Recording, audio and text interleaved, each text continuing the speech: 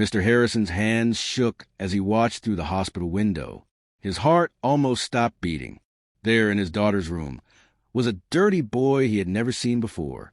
The boy was spinning and jumping around Emma's wheelchair, making her laugh for the first time in months. But this wasn't just any boy. This was the same homeless kid Harrison had thrown out of his hotel lobby just 3 days ago. The same kid whose cardboard sign had read, "Dancing for Food." The same kid Harrison had called security on, shouting, "Get this trash away from my customers." Now, somehow, this boy was inside the most expensive private hospital in the city, inside his daughter's room, making her smile wider than she had since the accident that took away her ability to walk. Emma clapped her hands as the boy did a backflip.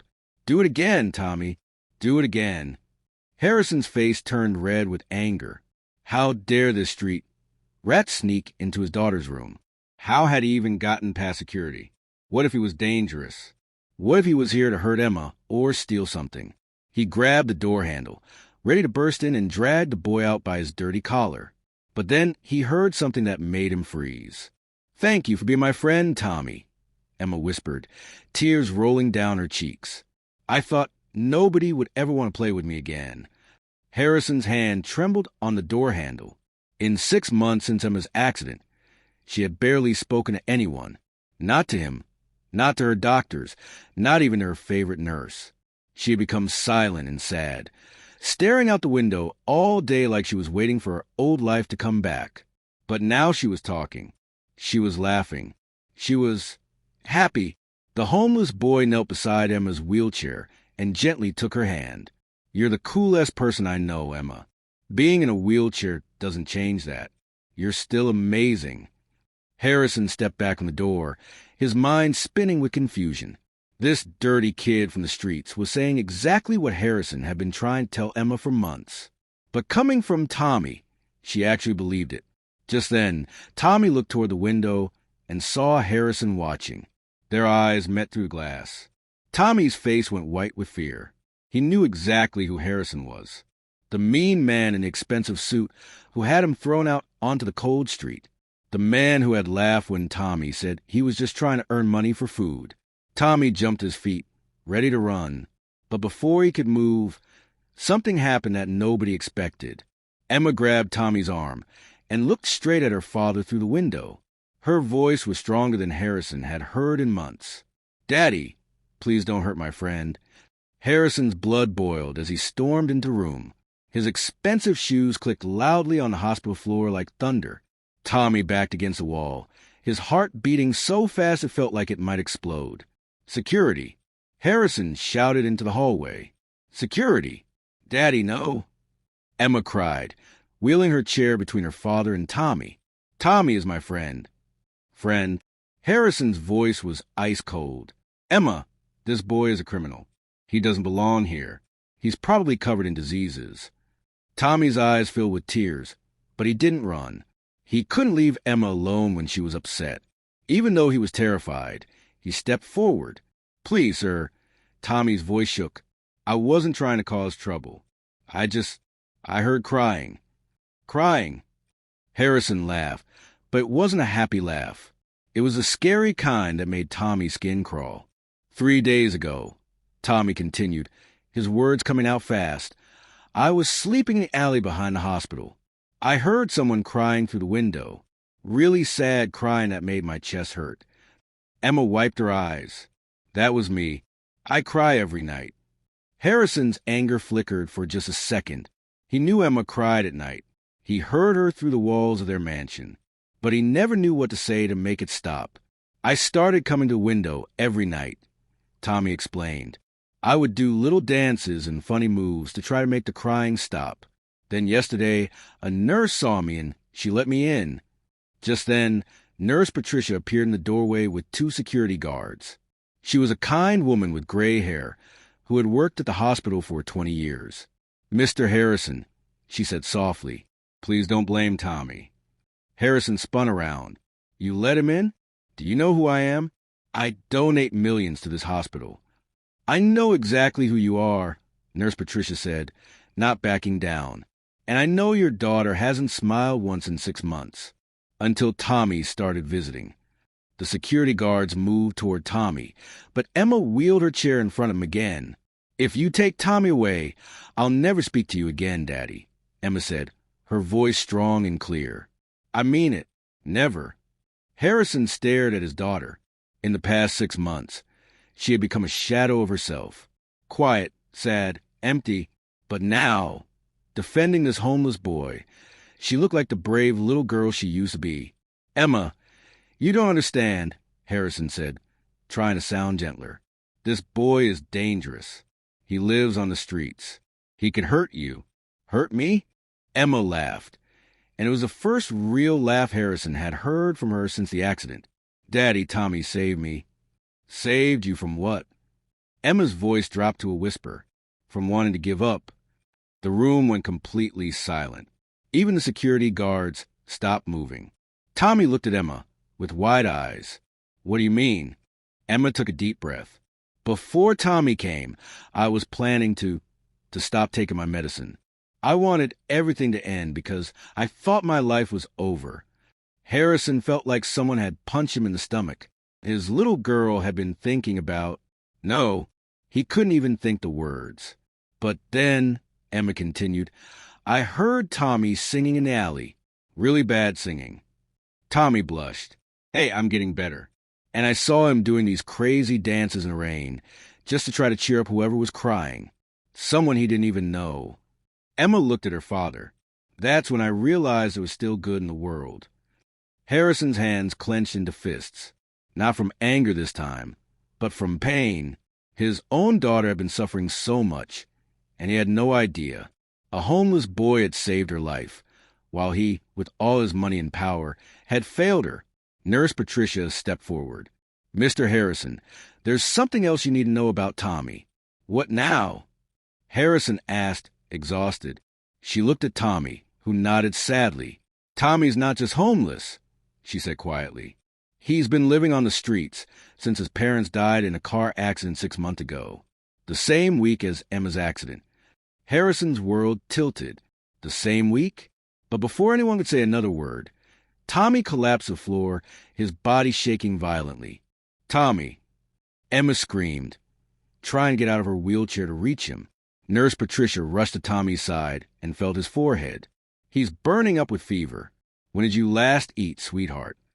Tommy's voice was so weak they could barely hear him. "Tuesday, I think." "Tuesday?" Harrison checked his gold watch. "It's Friday. You haven't eaten in 3 days?" Emma started crying. "Daddy, we have to help him." But Harrison stood frozen. Part of him wanted to call more security and have Tommy removed. The boy was clearly sick, maybe contagious. Emma could get hurt. But another part of him, a part he had forgotten existed, was breaking apart inside. This child had been starving on the streets, while Harrison threw away leftover food from his fancy restaurants every single day. "Get a stretcher," Nurse Patricia ordered the security guards. "Now!" As they carried Tommy to another room, Emma grabbed her father's hand. "Daddy, promise me you won't let them take Tommy away when he gets better." Harrison looked down at his daughter's desperate face. "Emma, it's complicated." "No, it's not." Emma's voice was getting stronger, like she was waking up from a long sleep. "Tommy doesn't have anyone. His parents are dead, just like how I thought my old life was dead. But Tommy taught me something." "What did he teach you?"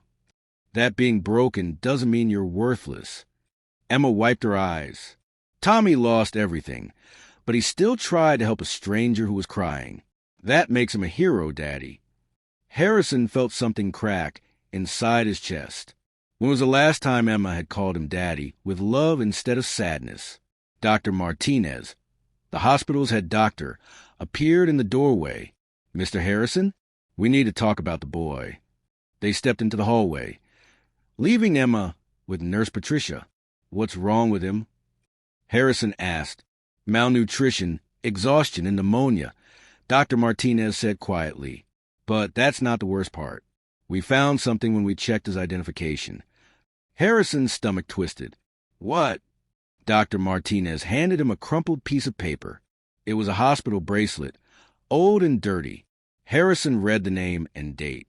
His face went white. "This can't be right," he whispered. "I'm afraid it is," Dr. Martinez said. "Tommy was a patient here 6 months ago, the night of the big storm, the same night your daughter was brought in." Harrison's hands started shaking. The night of Emma's accident had been the worst night of his life. Rain pouring down, multiple car crashes across the city, the hospital packed with victims. "Tommy's parents died in the accident that happened right before your daughter's," Dr. Martinez continued. "The drunk driver who hit Emma's car had just crashed into Tommy's parents' car first." The world seemed to spin around Harrison. "You mean, if Tommy's parents hadn't been in that intersection, slowing down the drunk driver, Emma's accident would have been much worse? Tommy's family might have saved your daughter's life without even knowing it." Harrison leaned against the wall, feeling sick. All this time, he had been treating Tommy like garbage. But Tommy's parents had died protecting Emma, and Tommy had been the one to bring her back to life. "There's more," Dr. Martinez said softly. "Tommy has been asking about a girl in a wheelchair for months. He never knew her name, but he wanted to know if she was okay. The nurses thought he was just confused from trauma. But he wasn't confused," Harrison realized. "He was looking for Emma. It appears so. And Mr. Harrison, Tommy doesn't just have pneumonia. The malnutrition has been going on for months. His body is shutting down. If he had waited much longer to get help." Harrison closed his eyes. Tommy had been dying slowly on the streets, but instead of asking for help for himself, he had spent his last bit of strength trying to cheer up Emma. Dr. Martinez put his hand on Harrison's shoulder. "I've been a doctor for 30 years. I've never seen anything like this. It's like fate brought these two children together." Harrison walked back to Emma's room in a daze. Through the window, he could see Emma holding Tommy's hand as he slept in the hospital bed they had moved into her room. She was singing softly to him, the same lullaby Harrison used to sing to her when she was little. But just as Harrison reached for the door handle, alarms started blaring throughout the hospital. "Code blue, room 314. Code blue." That was Emma's room. Harrison ran inside to find Tommy's machines beeping frantically. Tommy was awake, but couldn't breathe properly. "Daddy," Emma cried. "Something's wrong." Tommy's trying to say something. Tommy grabbed Harrison's shirt with weak fingers and pulled him close. His voice was barely a whisper. The man who hurt us, he's coming back." Harrison's blood turned to ice. "What man? Tommy, what man?" But before Tommy could answer, the lights in the hospital room flickered and went out. Emergency lighting kicked in, casting scary shadows on the walls. Emma grabbed her father's hand. "Daddy, I'm scared."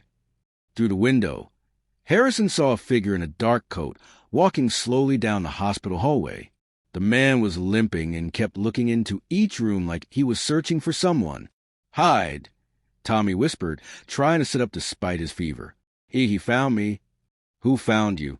Harrison demanded, but his voice was quieter now. Tommy's eyes were wide with terror. "Marcus Webb, the man who killed my parents." Harrison felt his heart stop. "The drunk driver?" "No." Tommy shook his head weakly. "Everyone thinks it was an accident, but Marcus Webb isn't drunk. He's dangerous. He was trying to hurt my dad because my dad saw something he shouldn't have." Emma wheeled her chair closer to Tommy's bed. "What did your dad see?" "My dad worked at the bank downtown. He found out that Marcus was stealing money. Millions of dollars. When my dad tried to report it, Marcus said he would hurt our whole family." The figure in the hallway was getting closer. Harrison could see the man's face now, cold eyes and a cruel smile. This wasn't someone who felt sorry about an accident. This was someone who enjoyed causing pain. "That night," Tommy continued, his voice getting weaker, "Marcus followed our car in the storm. He rammed into us on purpose, then drove away. But then he saw your car, Mr. Harrison, and he hit that too, so there would be witnesses who thought it was just an accident." Harrison's world crumbled. Emma's accident wasn't bad luck. It was because an evil man was trying to cover up his crime by hurting Tommy's family. "But why is he looking for you now?" Emma asked. Tommy closed his eyes. "Because I saw his face that night. I'm the only one who knows he's not just a drunk driver. I'm the only one who can prove he's a murderer. The man in the hallway stopped right outside their room. He pressed his face against the window and smiled when he saw Tommy. Harrison stepped in front of the window, blocking the man's view. "Security!" he shouted. But something was wrong. No security guards came running. The hallways were strangely quiet. Marcus Webb opened the door and walked in like he owned the place. He was tall and thin, with scars on his hands and a limp from the accident. But his eyes were the scariest part. They looked empty like a snake's eyes. "Hello, Tommy," Marcus said in a voice that sounded like broken glass. "I've been looking everywhere for you." Emma moved her wheelchair in front of Tommy's bed. "Stay away from him." Marcus laughed. "Oh, how sweet. The little crippled girl wants to protect her boyfriend." Harrison stepped forward, his fists clenched.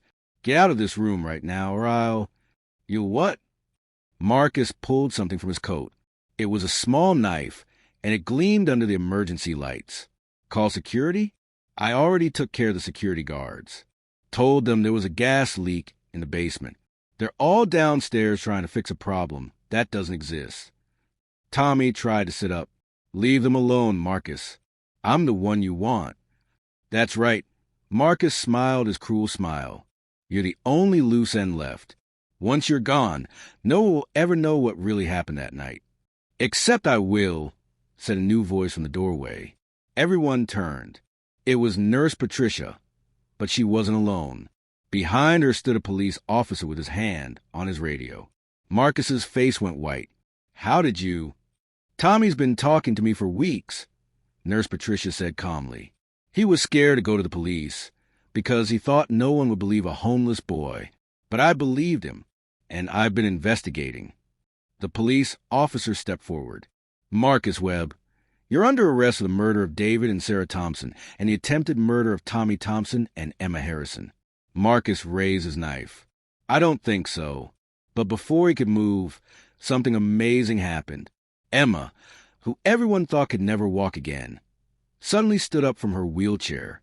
"Emma," Harrison gasped. "How are you?" "I've been able to move my legs for 2 weeks," Emma said, standing between Marcus and Tommy. "But I was too scared to tell anyone. Tommy taught me to be brave." Marcus stared in shock. "That's impossible. You're paralyzed." "No," Emma said strongly. "I was just afraid. But I'm not afraid anymore."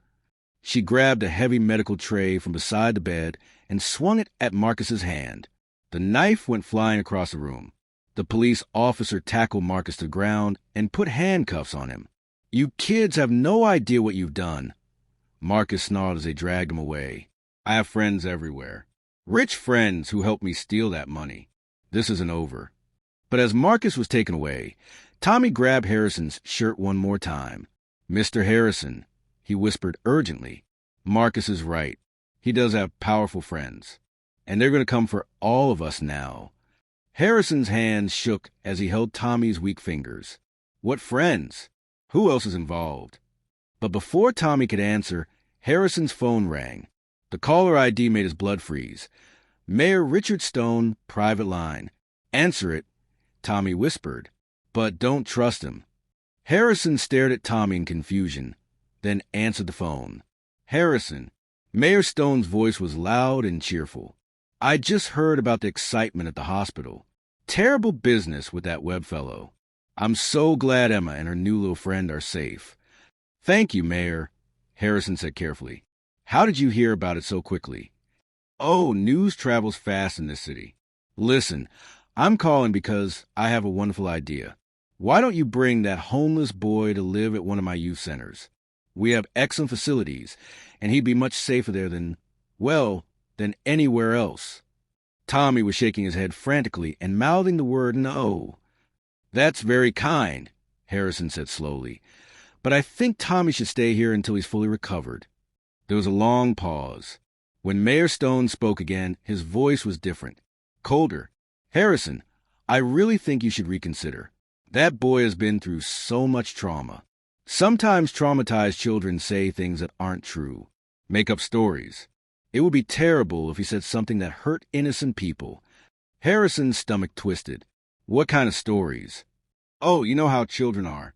They might claim they saw things they didn't see, or that accidents weren't really accidents. Very sad, but we can't let confused child damage good people's reputations, can we? Tommy grabbed a piece of paper and wrote something quickly. He showed it to Harrison. Stone helped Marcus steal the money. My dad had proof. Harrison's world tilted again. The mayor, the man he had donated millions to, the man who had given Emma awards for her charity work before the accident, was part of this. Mayor Stone, Harrison said carefully, I appreciate your concern, but Tommy will be staying with my family. The line went quiet for a long moment. That would be very unwise, Harrison, Mayor Stone said, and now his voice was openly threatening. You have a beautiful daughter. It would be tragic if something happened to her, too. Accidents happen so easily in this city. Harrison's vision turned red with anger. Are you threatening my daughter? I'm protecting this city from lies and confusion. Bring me the boy, Harrison, tonight, or you'll discover that I have much more influence than you realized. The line went dead. Emma had been listening to everything. Her face was pale but determined. Daddy, we can't let them hurt Tommy. We won't, Harrison said firmly. But inside, he was terrified. Mayor Stone controlled the police, the courts, even the hospitals. How could they fight someone that powerful? Tommy struggled to sit up. There's one more thing. My dad, he was smart. He didn't just find papers about the stolen money. What do you mean? Harrison asked. He recorded everything. Video recordings of Mayor Stone and Marcus planning everything. The recordings are hidden in a safe place. Emma's eyes lit up. Where? Our old house. Before we moved to the apartment where Marcus found us, we lived in a little house on Oak Street. My dad built a secret hiding place on the floor of my bedroom. He put all the evidence there. Harrison felt a spark of hope. If we could get those recordings, we could prove everything, Emma finished. But just then, the hospital lights went out completely. Not just their room. The entire building was dark. Through the window, Harrison could see black cars surrounding the hospital. Men in dark suits were getting out, and they all looked like the kind of people who solve problems by making them disappear. They're here, Tommy whispered. Emma stood up from her wheelchair again, stronger this time. Then we better hurry. Emma, you can't come with us. It's too dangerous. Daddy, I've been afraid for 6 months. I'm done being afraid. She looked at Tommy with fierce determination. Besides, Tommy saved my life. Now it's my turn to save his. Harrison realized his daughter had grown up in the last hour. She wasn't the scared little girl who had been hiding in her wheelchair. She was brave, just like her mother had been. Okay, he said, but we need to get out of here without being seen. Nurse Patricia appeared in the doorway with a wheelchair and blankets. There's a service elevator that goes to the basement parking garage. I can get you out, but after that, you're on your own. As they prepared to escape, Tommy grabbed Harrison's hand one last time. Mr. Harrison, there's something else. Something I never told anyone. What is it? Tommy's voice was barely a whisper. The night of the accident, before my parents died, my dad called someone he trusted completely. He told him about the hiding place and asked him to take care of me if anything happened. Harrison felt his heart stop. Who did he call? Tommy looked up at him with tears in his eyes. He called you, Mr. Harrison. You were supposed to be my guardian. But when the accident happened and I ended up on the streets, I thought you had forgotten about me. That's why I kept trying to get your attention at the hotel. I wasn't just looking for food. I was looking for you. Harrison's world shattered completely. Tommy's father had called him that night, but Harrison had been at the hospital with Emma. He had missed a call and never listened to the voicemail. Tommy had been alone on the streets for months, waiting for Harrison to remember him. I'm so sorry, Harrison whispered, tears streaming down his face. Tommy, I'm so sorry. It's okay, Tommy said softly. You're here now. Emma wiped her eyes. And we're going to finish this together. As they prepared to leave the hospital and face whatever dangers waited outside, Harrison realized something had changed forever. He wasn't just fighting to save Tommy anymore. He was fighting to save his family, because Tommy had always been part of his family. even when Harrison didn't know it. The three of them, a billionaire, a girl who had found her strength, and a homeless boy who had never given up hope, were about to take on the most powerful people in the city. And somehow, Harrison knew they were going to win. But as they stepped into the service elevator, none of them noticed the small recording device that had been hidden in the room, capturing every word they had said. Mayor Stone's voice crackled through a radio in one of the black cars outside. "They're going to house on Oak Street. Make sure they never make it there. The real battle was just beginning." Hashtag epilogue. 6 months later. The morning sun shone through the large windows of the Harrison mansion as Tommy finished his breakfast. He was wearing clean clothes that actually fit him, and his cheeks were full and healthy. But the best part was a smile that never seemed to leave his face. "Ready for school?" Emma asked, walking into the kitchen. She moved easily now, her wheelchair stored away in the closet, where it would stay unless she ever needed it again. "Ready." Tommy grinned, grabbing his backpack. "I still can't believe I get to go to the same school as you." Harrison looked up from his newspaper and smiled. The headline read, "Mayor Stone sentenced to 30 years, city corruption ring exposed by brave children." It had taken 3 months of dangerous nights, secret meetings with honest police officers, and a heart-stopping chase to Tommy's old house. But they had found the evidence. Tommy's father had recorded everything, and the truth had finally come out. Marcus Webb and Mayor Stone were in prison, along with 12 other people who had helped them steal millions of dollars. The money was being returned to the families they had robbed. But the best part wasn't the justice. The best part was what Harrison saw every morning at breakfast. His family, complete at last. "Dad," Tommy said, and Harrison's heart still jumped with joy every time Tommy called him that. "Mrs. Rodriguez wants to know if he can come to my school play next week." "I wouldn't miss it," Harrison replied. "What part are you playing?" "A prince who saves a kingdom," Tommy announced proudly. Emma laughed. "That's perfect casting. You're already a hero." As they walked toward the car, Harrison thought about how much had changed. His hotels now had programs to help homeless children. Emma volunteered at the hospital, bringing joy to other kids who were scared and hurt. And Tommy, brilliant, brave Tommy, was getting straight A's and had been accepted into a program for gifted students. But most importantly, they had learned that family isn't just about blood. It's about the people who choose to love you, protect you, and never give up on you. As they drove past a hospital where everything had changed, Tommy rolled down his window and waved at Nurse Patricia, who was arriving for her morning shift. She waved back with tears of happiness in her eyes. "You know what?" Emma said as they pulled into the school parking lot. "What?" Tommy asked. "I'm glad you're a terrible singer," she said with a grin. "If you'd been good at it, I might never have looked out the window that night." Tommy laughed. "I'm still working on it. Want to hear my new song?" "No." Harrison and Emma said at the same time, then burst into laughter. And as Tommy ran toward the school, backpack bouncing and absolutely terrible singing echoing behind him, Harrison realized something wonderful. Sometimes the most broken people are the ones who know best how to heal others.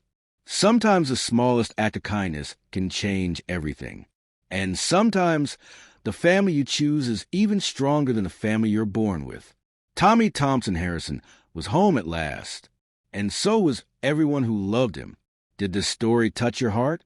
You're not alone. Like this story of Tommy's courage inspired you to never give up hope, no matter how dark things seem. Share this story if you believe that small acts of kindness can change someone's entire world. Comment below and tell us, what's one small act of kindness you could do today for someone who needs hope? Subscribe and turn on the notification bell for more incredible true stories that will shock you, inspire you, and remind you that miracles happen when people choose love over fear.